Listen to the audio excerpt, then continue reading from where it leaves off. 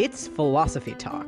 In these troubling times, how can the arts and humanities keep us both thoughtful and cheerful? We asked some of our favorite Stanford colleagues to tell us what's been inspiring them. There's a different kind of contact that we can have. We can establish the contact of human minds at the spiritual level through writing, through radio, through engaging with ideas. Watching a narrative happen in fiction is practice for trying to figure out what kind of real-world story we're living through. Any story that will somehow, in the most minimal way, reveal to us the invitation or an index of identification is a good thing in this era of lockdown. Join us for the first of 2 episodes exploring how insights from the arts and humanities can help us cope with difficult times. Comforting conversations. Coming up on Philosophy Talk.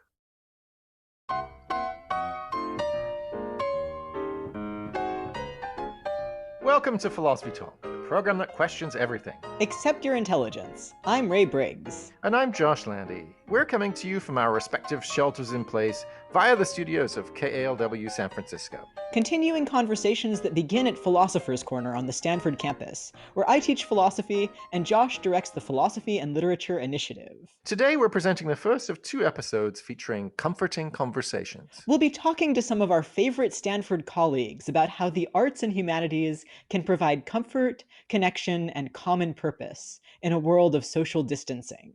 There's actually quite a long tradition behind that. The Roman philosopher Lucretius, for example, spent many lines describing the plague of Athens. And the point was that if you become a good atomist, even plagues won't trouble you.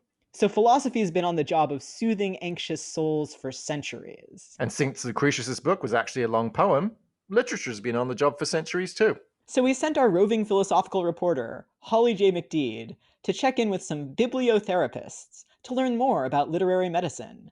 She files this report.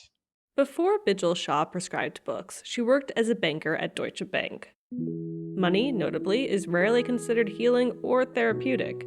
During her maternity leave, she enrolled in evening classes in psychodynamic counseling and psychotherapy. As a part of her training, she enrolled in therapy herself. And what I found was that I would be reaching out for literature every time I had a session. She turned to Greek literature for the metaphors. A day came out on the mountain. Narcissus was driving and netting and killing the deer when Echo saw him. I then started exploring this further, and I thought, actually, there's something in here. There's something quite powerful in terms of readers connecting with the literature, connecting with the characters. A few years ago, Shaw launched a book therapy practice, and now she prescribes people books to read to support their mental health and well-being. This concept isn't new. The idea of bibliotherapy goes back to ancient civilizations that deemed libraries centers for healing. Aristotle described the therapeutic power of books. It's been something that we've been doing for millennia. And more recently, it sort of really took hold in World War I, especially when you had soldiers who were managing a lot of post-war trauma, and books were a phenomenal source of comfort for them. And you would see, medical doctors prescribing literature. Shah says during this pandemic, people are again turning to books. Her main job is to help people find books they can relate to. She prescribes Julia Cameron's The Creative Life, a guide for people looking to pursue art while sheltering in place. Creativity, like human life itself, begins in darkness. And My Groans Pour Out Like Water by Frances Bloom, a poetry collection that deals with grieving. My love, are you drinking from the sweet waters of the far north, or are you on the path of an old drive with a great herd by your side? She suggested the philosophical memoir, A Second Mountain, The Quest for Moral Life by David Brooks. Nietzsche says, he who has a why to live for can endure any how. If you know what your purpose is, you can handle the setbacks. The biggest thing Shaw has noticed is that people are searching for the intellectual and existential deep books. All the stuff that happened nationally a few weeks later kind of happened here first. Chad Perman, a therapist based in Seattle, prescribes books as well, and cinema. His office is less than a mile away from the nursing home where some of the earliest COVID-19 cases in the U.S. were reported. We were kind of half living our lives like normal and trying to just hope it went away, and then also trying to be more cautious, and then the panic buying. Herman says at first people looked for existential books and movies, but now he says people he works with are actually less focused on understanding the mysteries of life. People don't have a lot of capacity right now. They just are pretty overwhelmed. His clients are more interested in using cinema to escape or remember moments that made them happy. Something they watched that really resonated with them, even stuff like, I used to watch this movie with my dad. I'm just really missing not being able to see my dad right now during all this. Herman has also been turning to movies he's always loved, like The Tree of Life, Eternal Sunshine of the Spotless Mind, and Moonstruck. But what he tells every client is, if you're not ready to read the Canterbury Tales or watch Inception, you don't have to. If nothing else, please, please give yourself a break. Please be gentle on yourself. It's okay to not really know what the right thing to do is right now because there's not a right thing to do. Bibliotherapy can help, but therapy can be expensive. We can prescribe ourselves artwork too. Sometimes all we need is to try and remember books we already have on our shelves. I returned that book. I remember it very specifically. For Philosophy Talk, I'm Holly J. McDeed. Thanks so much, Holly, for that educational and therapeutic report. I'm Josh Landy. With me is my Stanford colleague, Ray Briggs. And today we're beginning a series of comforting conversations about how literature and the arts can soothe our anxious souls. Before we hear from our other Stanford colleagues, there's a book that I'd really like to talk about. It's The Decameron by Giovanni Boccaccio. Ah, fantastic. I love that book. 100 stories over 10 days. Right, and it's in the aftermath of the plague in the 14th century. So all of these 14th century nobles go out to an estate and they decide to tell each other stories. And then we get this frame story around all these different little stories about the plague. Right. And one of the things I love about it is the way in which that frame proceeds with Boccaccio talking about all the different strategies that people adopted for dealing with the plague and for understanding the plague. I mean, one thing that leaps out is that he says that they all died in roughly the same amounts, regardless of what they did. Yeah, exactly. It's very fatalistic. Right.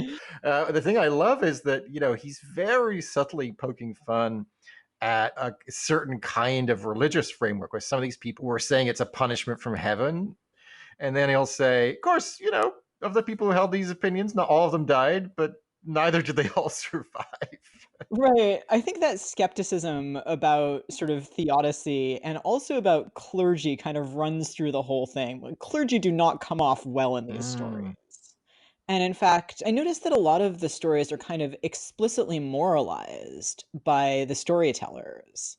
They'll sort of tell you the moral of this story is that you shouldn't think that women are chaste all the time.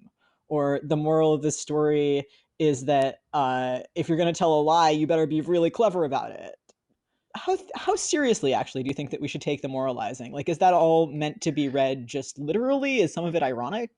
I think it's a great question because if you think about what Boccaccio says right at the end in the epilogue, he says, these were stories told by young people, but they were old enough to know that you shouldn't get carried away by stories, right? You shouldn't base your beliefs about the world and human nature and how things go on mere fictions, right? And he also says in the epilogue, no good word ever improved a corrupt mind, no bad word ever corrupted a good mind. So I think, we maybe should take some of these morals with a grain of salt, maybe not all of them, but I think that's part of the difficult work that these stories are requiring from us.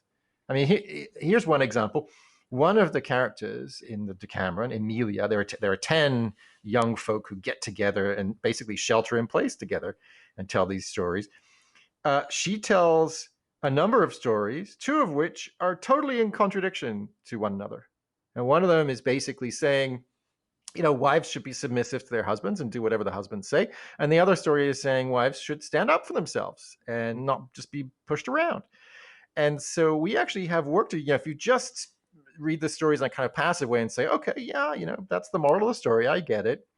You're not doing all the work I think Boccaccio wants you to do. And thereby you're not allowing the stories to fine tune your capacity for ingenuity. So that was a plague. We've got a plague now. Like, are there any morals to be drawn? Well, I do think we wouldn't do badly to carry over the amused skepticism about this being a punishment from God. I mean, there was a preacher who said it was we've got COVID-19 because of gay marriage. There was an Israeli rabbi who said something similar. And I think maybe we should be laughing at that the same way that Boccaccio invites us to laugh about that happening with the Black Death. Yeah, it does drive home how connected we are with the past, that there have been like awful clergy for a long, long time. And there have been people who think they have more control over their lives than they do for a long, long time. Yes, and to have that attitude to say, we've heard that, boring, that might actually be a healthy response. Yeah, I actually have another thing that I'd like to draw from the Decameron, which is you might expect a bunch of really depressing stories from this like plague era literature, but in fact, you've got just a range. Like some of them are depressing, some of them are just silly, some of them are sublime, but you have this whole range of literature and also song. And so the idea that art can provide this source of like humanity and like maybe escape, but maybe also just keeping in touch with your human feelings, like that is something that I'd like to take away from the Decameron. I love that idea because, you've got a frame that's about the plague, but then the plague pretty much exits the scene. And what you're left with for the 100 stories are stories about funny stories, moving stories, tragic stories, powerful stories, but they're just stories about human existence. And maybe that's a thing for us. Of course, it's good to spend time thinking about COVID and reading about COVID and watching movies about plagues and so on. But there's nothing wrong with also reading and watching things like Boccaccio, where these are serious entertainments. They're a kind of distraction from the plague, but they're not mere bubblegum, right? They're keeping our brains alive. Our bodies have to stay healthy, but our brains also have to stay healthy. We got to keep our ingenio going, right? And the sociability part, these stories bring the group together. We don't just sit and watch our show and that's it. We often recommend it to other people and we want to know what they think about it. And we exchange anecdotes and stories. And maybe there's a little bit of that same ethos that's still with us today. We're all stuck in our own houses, but it doesn't mean we can't come together over beautiful and powerful works of art. 'Twas in another lifetime, one of toil and blood, when blackness was a virtue, the road was full of mud. I came in from the wilderness, a creature void of form. Come in, she said, I'll give you shelter from the storm. You're listening to Philosophy Talk.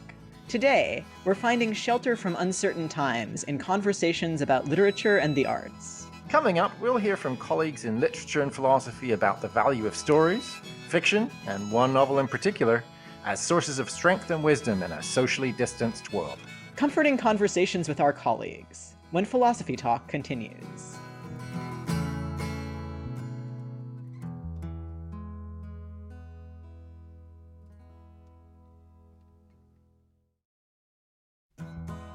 You're listening to Philosophy Talk, and we're thinking about how the arts and humanities can help us stay thoughtful and cheerful as we navigate our new, unfamiliar landscape. I'm Ray Briggs, here with my Stanford colleague Josh Landy. We're joined now by our fellow Stanford philosopher Lanier Anderson. He's written about Nietzsche, redemption, and how we can all connect with one another. And lately, he's been thinking a lot about a novel that's become something of a fixture in the COVID canon. Lanier, welcome back to Philosophy Talk. It's so great to be here. Thanks, Josh. Lanier, you wanted to talk to us about Camus' book, The Plague, which has recently become a huge seller. Do you think that this is a good book to read for a COVID-19 era? It is actually a good book to read, in spite of being commented upon by everybody in the world for the last several weeks. In fact, my favorite of these recent comments was by Adam Gopnik in The New Yorker. He said, and I quote, "Until last week, no one ever thought that Camus' The Plague was about the plague. It was the text through which generations of high schoolers were taught not to read literally. It was always taken as an allegory of the German occupation of France." And that made me think of my first lecture on the plague in my class, the first sentence of which is, "In the first instance, the plague is a novel about illness."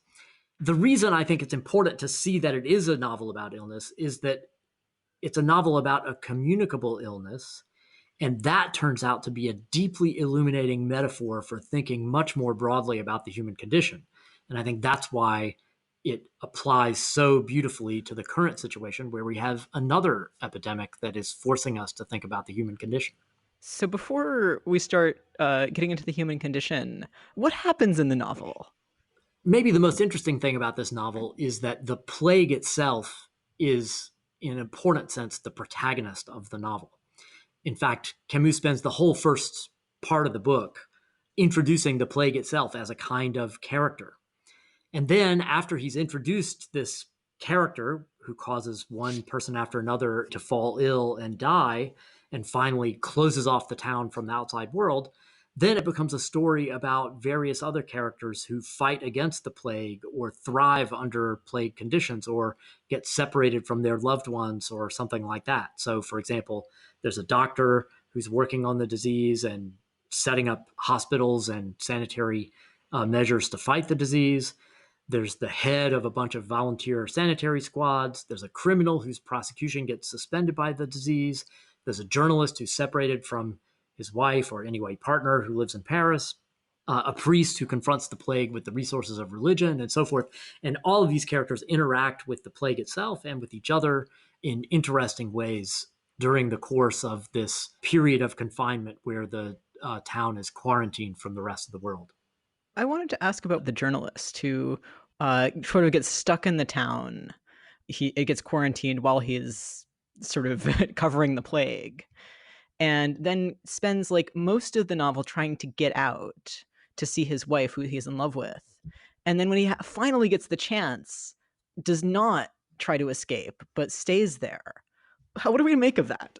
It's fascinating. So in my way of thinking about it, Camus uses the contrast between the journalist whose name is Rambert and the doctor whose name is Rieux to set up a kind of conflict between two fundamental top values or two fundamental ways of thinking about the world.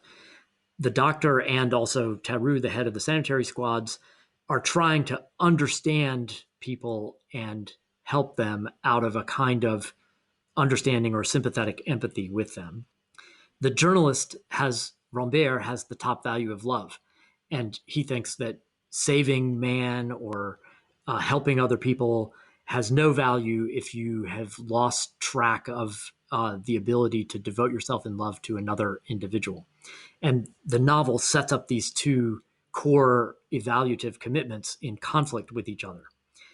And Tarrou basically traps Rambert into giving up his pathetic self-isolation, self-pitying attitude that he adopts most of the time he's trying to just get out of the town and join up with the sanitary squads. And the way he does it is by waiting for Rambert to say something really a little bit hostile to the doctor about how he doesn't understand what it's like to be in love. And then he lets the doctor leave the room and says, "Oh, Rambert, you didn't know, did you, that the doctor's wife is in a sanatorium outside the city and he hasn't seen her for months?" So after that, Rambert is shamed into joining the sanitary squads, and he comes to identify himself with the fight against plague in the town because of the work he does there. And his reason for not leaving is that once he had identified himself with the fight against plague in the town by helping people, then if he had left, he would have felt like he had abandoned people he was committed to. And that would have embarrassed his love itself. And he wouldn't have been able to hold his head up right in his relationship with his wife. It's a fascinating transformation. So do you think that like these two value systems just end up agreeing about what to do? No. The doctor, Rieux, tells Rambert he should leave. I think that Camus wants us to see that there's an intractable and ineluctable conflict between our commitment to individual other people, which can sometimes bring us happiness, and our commitment to a more abstract, collective human enterprise, which is much riskier and is much more likely to end in failure or tragedy, but without which we can't really live with ourselves. There's a kind of dialectic here. The disease makes it clear that we have to engage in a certain kind of human solidarity with each other, but that's always in a tight relationship with the need for isolation from other people. So the way that we enact the solidarity that we have with each other is precisely by isolating from one another, but we understand that not through our instinctive, intimate connection to other people, but only at this sort of abstract level. So that seems pretty timely, right? We shelter in place not for ourselves, but for everyone else, right? So I feel like that's a place is a really powerful intersection between the plague and what we're all going through now. And there's also a flip side point here. It's true that we do the right thing by each other by isolating ourselves from each other, but at the same time, the point of isolating ourselves from each other is only so that later we can reestablish solidarity, so that we limit the damage to our community and to the people in it, so that we can reconnect with them after the disease passes. And if we didn't have that instrumental connection to a possible future together, our isolation wouldn't have the point that it does. That's a really good point. Actually, it brings me to another question I have for you about this novel, because it's understandably often understood as an existentialist novel, but it's an existentialist novel in Camus' second phase, right? Where in his first phase, he's really interested in the individual and how the individual faces the absurdity of the human condition, faced with the inevitability of death and the necessary meaninglessness that sheds on our endeavors. But in his second phase, he's trying to get a kind of solidarity out of that, so that this facing up to our human condition can actually bring us all together. Is that what's happening in La Peste, in the novel The Plague? That is there something you talked about, the external threat of the plague bringing people together in this special kind of distant solidarity, which is a hope for a more close solidarity later. But is there an existentialist part to this too? I think there is. Ria does feel, when you're reading the book, like the committed existentialist hero who has a kind of radically individual commitment to the values that he has without being able to ground those values in some objective facts or some larger structure. But there is this really deep social dimension that the metaphor of the plague brings to the fore. And I actually see the novel as in deep dialogue with Sartrean existentialism in particular. The core philosophical issue that the plague forces on all the townspeople is the issue of freedom, because it confines them. And the source of the allegorical reading that Gopnik pushes and that has real textual evidence behind it is the epigraph that Camus put at the front of the book. He uses a quote from Defoe. It says something like, "It's just as reasonable to represent one type of imprisonment by another as to represent anything that really exists by something that doesn't exist." And so here, the really existing confinement of the occupation of France was being allegorized by this plague occupation. And what's at stake for Camus about the lessons of the war, the lessons of the occupation, really is fundamentally social. So at the allegorical level of reading the novel, the plague is not just some external disease. The plague is in us. The plague is the possibility of radically anti-human politics that might turn us against each other and set us upon one another as our own plague against each other. And I think Camus wanted to insist against Sartre in this novel that that kind of external pressure, whether it's from a disease or whether it's from the social world, really does have the possibility of confining our freedom, contra what Sartre in his wartime writings had suggested. If people are reading this novel now, and I hope they do, what do you hope they do with it? How do you hope it makes them feel or react or act? So let me say this. The narrator insists in the final pages of the book that telling the story of the people who suffered under this plague is a way of insisting on and achieving a kind of humanity against the relentless inhuman force that the plague was, and thereby redeeming those he lost by manifesting the survival of that humanity. And the humanity is manifested in the objectivity that he's able to bring to his narrative. And that reminds me of another recent discussion of the plague in the popular press. Jill Lepore wrote that even in these times when we're physically isolated from each other, there's a different kind of contact that we can have. We can establish the contact of human minds at the spiritual level through writing, through radio, through engaging with ideas. I think that's what Camus wanted us to see, and that's what I hope people will get out of it if they read it now. In fact, I think that what Philosophy Talk is all about is establishing over the airwaves that kind of connection of the mind. And I'd like to think that we also do that in the spirit of and in the memory of those we lost, including our friend Ken. Well, thank you so much, Lanier. Thank you, Josh. Thanks, Ray. Stanford philosopher Lanier Anderson on Albert Camus' The Plague, a piece of vital reading for an age of social distancing. You're listening to Philosophy Talk. Today we're thinking about how literature and the arts can help us navigate our anxious times. We're joined now by Michaela Bronstein, professor of English at Stanford and author of Out of Context, The Uses of Modernist Fiction. Michaela, welcome to Philosophy Talk. Thanks for having me. It's nice to hear you. So, Michaela, I know you have some thoughts for us about how fictional narratives can help us cope with unfolding events like this one. Can you say a little bit about that? Yeah. So in late January, a friend of mine was texting with me about COVID in China, and I made an offhand comment like, "Oh, but it's not going to turn into Contagion," and referring to the film Contagion. And at the time, that seemed like a reasonable thing to say. And now it seems like the ironic first scene in a movie like Contagion. So when we think about what fictional narratives do, we think about them as an unfolding sequence of events that we try to predict what's happening next, what's going to happen to us, what genre of story are we in? Are we in a pandemic story? Are we in something else entirely? And that moment with my friend was a moment where I had the right genre in front of me and I misrecognized what was happening.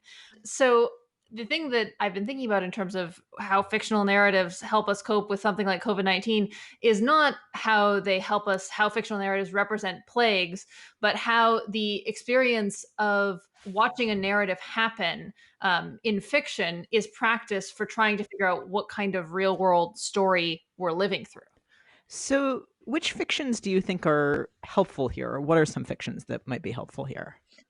A play that I was teaching right before this all happened. In fact, in one of the last in-person classes I had was Tony Kushner's play, A Bright Room Called Day, which is set amongst communists and left-affiliating activists in early 1930s Germany, all of them attempting to kind of figure out what's around the corner of history for them, which we, of course, as audience members know is the catastrophe of the rise of Hitler, but they keep on thinking there's a way out.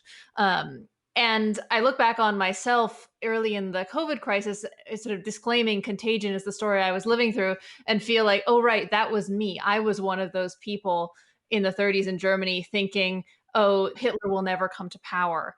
This is not where we're going, and not recognizing the kind of story I'm in. And I think Kushner's play is really interesting in how it forces you to sympathize and think through the experience of people who don't know what's around the next bend of history, even as you yourself as an audience member feel constantly the pressure of history upon these people.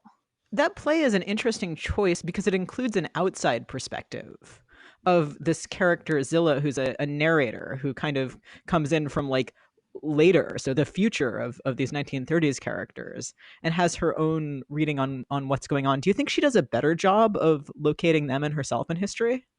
The interesting thing about Zilla as a character is that it was really important, it remains very important to Kushner that Zilla be up to date. That Zilla be an 80s person when the play was initially going up in the 80s, and that today when he's re-rising the play, there's yet another character introduced who is even more up to date, living through history.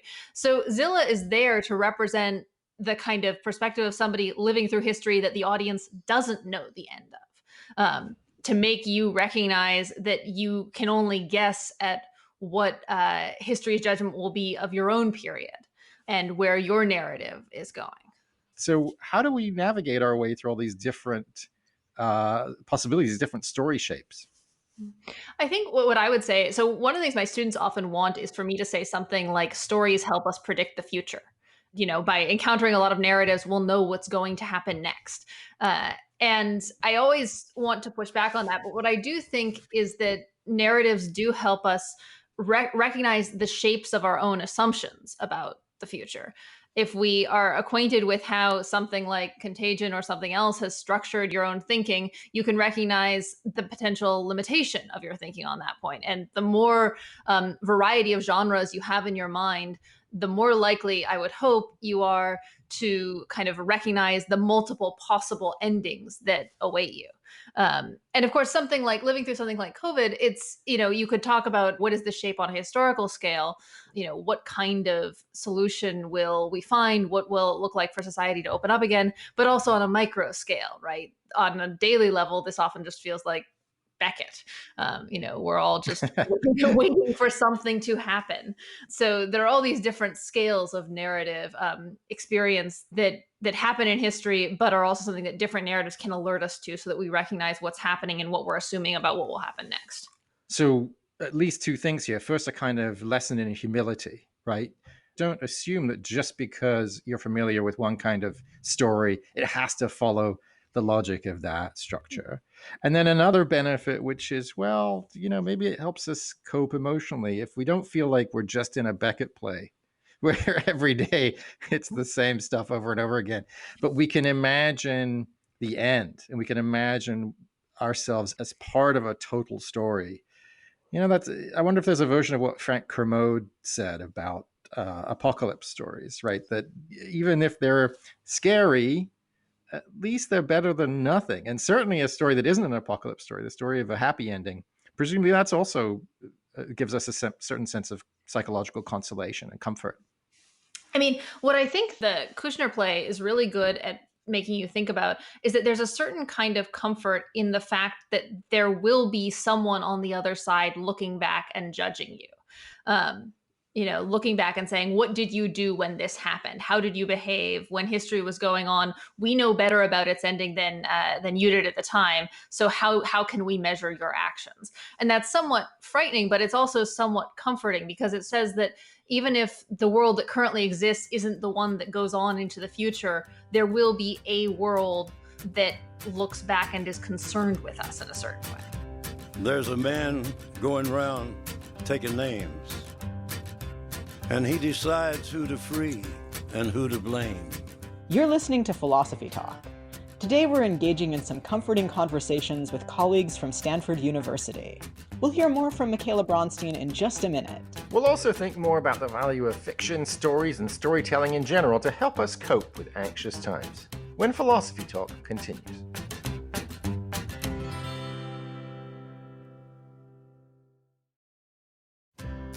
Welcome back. I'm Ray Briggs, and this is Philosophy Talk, the program that questions everything. Except your intelligence. I'm Josh Landy, and we are thinking about how literature and the arts can provide comfort, connection, and a sense of common purpose. Let's return to our conversation with Michaela Bronstein from the Stanford English Department, and another suggested reading for these uncertain times. So I'll recommend one other text that might seem a little far afield from COVID-19, which is Nadine Gordimer's novel Burger's Daughter, about anti-apartheid activists in South Africa, which I think is really fascinating just because it's full of characters who are utterly have a kind of theological belief in a post-apartheid future. They believe that because of the kind of the manifest injustice of the apartheid state and their own revolutionary activism, they will be able to change things, and the world will be better, if not tomorrow, if not next year, someday soon. And they keep on getting things wrong about that, right? They keep on thinking the revolution is more imminent than it actually is. They keep on thinking they know the shape of what utopia will look like, and they actually don't. But I think that novel is really powerful about what it means to imagine yourself as ultimately responsible for the creation of the narrative future in history that you want, and how that changes your relations to day-to-day life, and often sort of demands sacrifices in the present for the sake of history. So, Michaela, I think I'm a little bit worried about how I can know any of these things about what story I'm in. If it's not knowable, what justification do I have for picking one narrative over another? I don't think I'm advocating for picking a particular narrative over another. What I'm advocating for is a sort of alertness to the kind of assumptions everybody is likely already making, even though they don't realize it, about the kinds of narratives that they're in. Different options demand different things out of you, right? We all tend to assume, for the most part, that we're living in a fairly conventional realist novel in which life is going to go on and most historical events actually won't cause a dramatic impact in our lives personally, or not we all, but a lot of people tend to think that way. And so we sort of assign certain genres like apocalyptic narratives to the part of our mind where we think that's an interesting thought experiment. And if we think of those genres as something that actually instead might steal into our own daily lives and dramatically change those lives, that I think makes it easier to cope with those things when they happen. It also might lead you, for instance, to go out and buy an N95 mask well in advance of the hoarding problems. Or in my case, it should have led me, had I correctly recognized, to buy flour months ago rather than having to order a 50-pound bag online, which I indeed did last week because I couldn't find it in any grocery store. So I still love this idea that our experience, our kind of long-term experience with reading and watching works of fiction gets us in a certain kind of mindset for understanding that stories have different shapes, have different arcs, and they can turn out different ways. I often think about Martin Luther King saying that the arc of history bends towards justice, and then Ralph Ellison's character retorting that history is really a boomerang, so you better watch out. So somehow we'd better make some kind of guess. So how do we figure it out? I think the tough thing about something like COVID is there are limited things we can do, right? We can obey the instructions of medical professionals and experts in epidemic diseases. So in that sense, the question of knowing the genre we're in is really a matter almost of psychological aid for ourselves or of simply knowing whose expertise to trust. But I think a lot of historical crises are ones where knowing the potential difference in two arcs of history changes how you act in 1,000 ways. So, to take your King versus Ellison example, if you have in your head too firmly set the arc of history bends towards justice, maybe you think you don't need to put any pressure on the arc of history. But if you think that history might bend towards justice or it might boomerang back, you might think that it matters if you attempt to push the world towards justice a little more. So that's why I think that having two possible narratives, it's not a matter of picking the correct one all the time. It can be a matter of picking the one you want to instill into the world and recognizing that no outcome is inevitable, so you're responsible for making it happen. Michaela, thank you so much for joining us. It's been a pleasure. Thank you, and thanks for asking the tough questions. Michaela Bronstein, author of Out of Context, The Uses of Modernist Fiction. This is Philosophy Talk, and we're thinking about fiction and storytelling as sources of comfort in anxious times. We're joined now by Ato Quayson. He's a professor of English at Stanford, a fellow of the Ghana Academy of the Arts and Sciences, and editor of the Cambridge Companion to the Post-Colonial Novel. Ato, welcome to Philosophy Talk. Thank you. It's wonderful to have you on the show today. I know you're really interested in the culture of oral storytelling. So could you tell us a little bit about the significance that has for you, both at a personal and a cultural level? Well, in a way, I got interested in writing and thinking about folk tales at the wrong side up, in the sense that it was my interest in literature and trying to unearth what got me interested in literature that gradually woke me up to the stories that I heard as a child. And it was almost like a reverse order. The other reverse order point that got me interested in this rediscovering my oral storytelling youth is an incident that occurred with my oldest daughter. So I was reading to her, stories as she was going to sleep.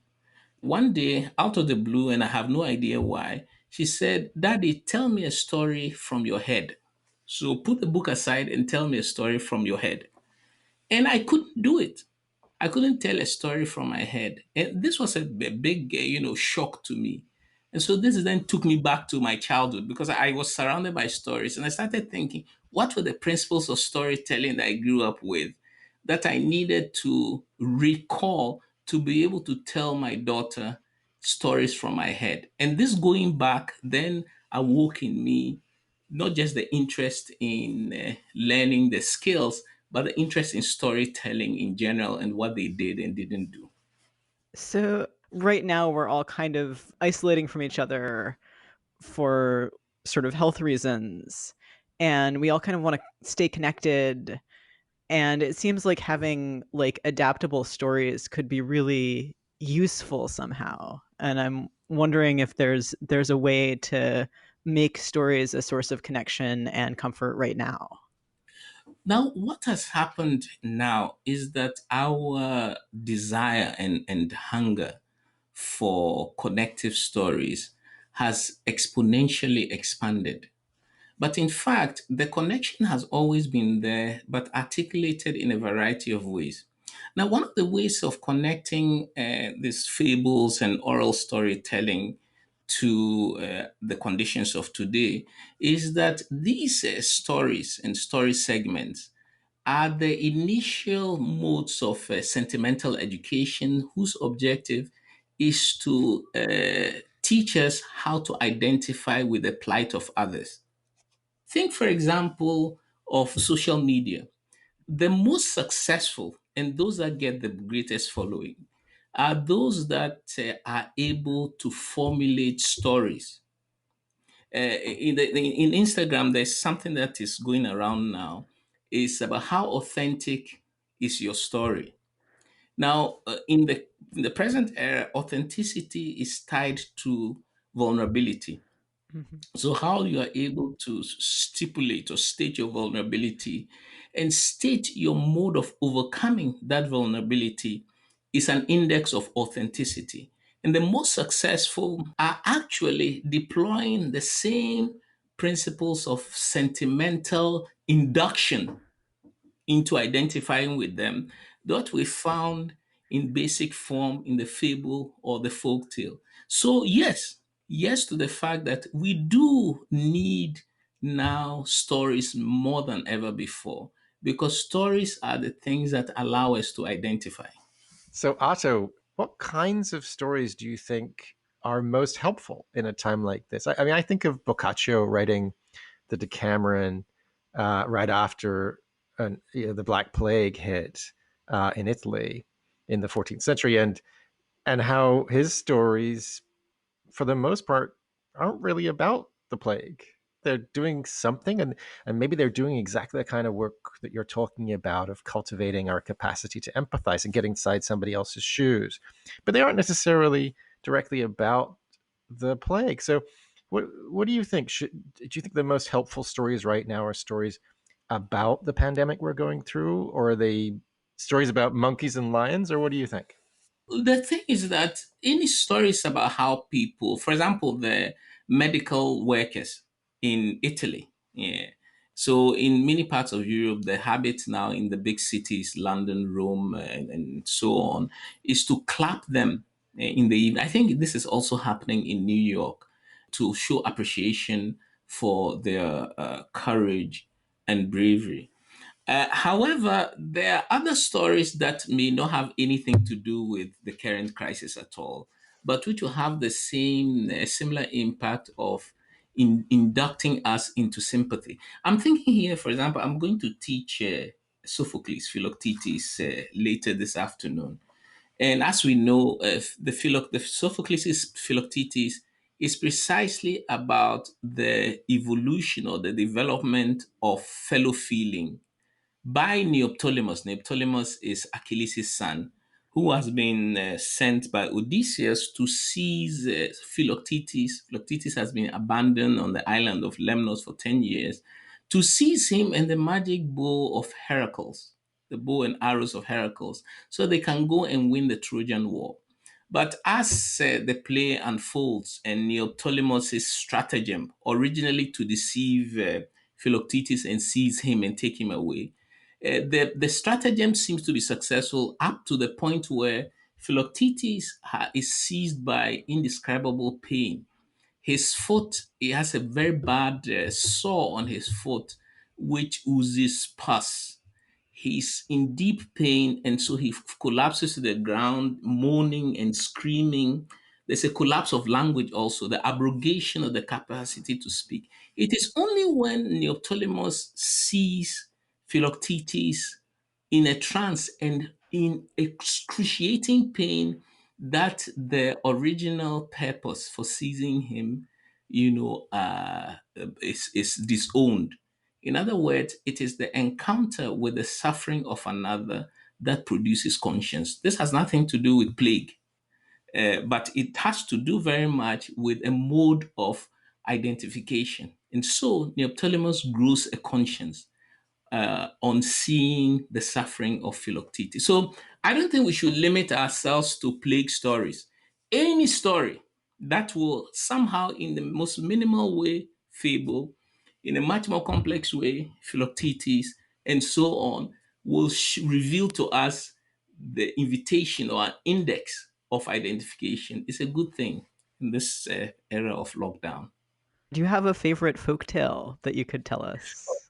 Now, this story, I first heard it from my father. Now, the story, simply put, I'm giving you the very short version because when he was telling it, he could expand it endlessly. The lion, king of the jungle, invites all the animals to a meeting to discuss the state of affairs in the jungle. And so all the animals come and they sit and they are talking, they're making suggestions. What shall we do about this health crisis? And so on and so forth. Now, the monkey, who generally has a reputation for being overexcitable, always jumping up and down, and always has an opinion to share, was uncharacteristically quiet at the meeting. It turns out that there was a very simple reason why he was quiet, and that is because the lion was seated behind the monkey and had his paw lying very gently on the right shoulder of the monkey.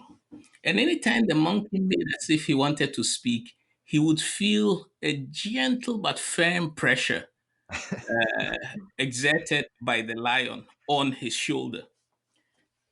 And so another animal said, "Now, monkey, what's going on, man? You're not saying anything. We haven't heard you in a while. Do you have something to say?" And the monkey said, I do have something to say. I do. So what is it then? And the monkey said, "Some are sitting comfortably, but others are not sitting comfortably at all." Now, the twist in this, it can only be captured in the language in which it is originally told. And what the monkey says will be spoken as ebi te yie na ebi nti yie koraa. But the word te, ebi te yie, the word te can mean both to sit and to live. So the sentence can mean both some people are sitting well and some are not sitting well at all, or some people are living well but others are not living well at all. And both turn on the word te. Ebi te yie na ebi nti yie koraa. Now, this folk tale, very commonly told and retold folk tale, is then picked up by Nana Kwame Ampedu's band. And Nana Kwame Ampedu was a wonderful storyteller. So all his songs are actually stories. And he redoes this story as a song in the 1960s, just in the period when Ghana has gone through a political change of government. And the rumors are that the politicians are stealing, basically, of corruption. So everyone listening to the song immediately read into it that it was a critique of the ruling government. And this told, it didn't take long for the phrase "ebitiye," just a short form "ebitiye," to then be transferred from the story and become a slogan on lorry vehicles, taxis, the back of taxis, or on passenger vehicles. So a BTA became and still is one of the most readily recognizable and famous vehicle inscriptions, a BTA. And it is traceable way back to the story I heard as a child. I love this, partly because I'm a big fan of monkeys, but thank you so much for joining us today, Ato. Thank you, George, for having me. Ato Quayson on the value of oral storytelling. You can hear the unedited version of our conversation with Ato and all our guests at our website, philosophytalk.org. And don't forget to tune in for Comforting Conversations Part 2, when we'll be talking to Ge Wang about making music together across great distances. And to Harry Elam about August Wilson's great and timely play, Joe Turner's Come and Gone. We'll also hear from Laura Whitman about a classic Italian novel set during the plague. And from Antonia Peacock about the surprising philosophy of meditation. Philosophy Talk is a presentation of KALW, local public radio San Francisco, and the trustees of Leland Stanford Junior University, copyright 2020.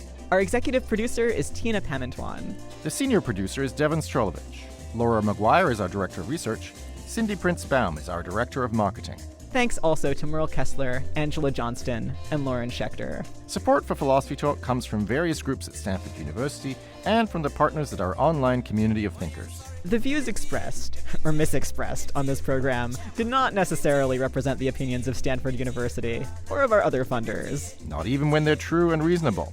The conversation continues on our website, philosophytalk.org, where you too can become a partner in our community of thinkers. I'm Josh Landy. And I'm Ray Briggs. Thank you for listening. And thank you for thinking.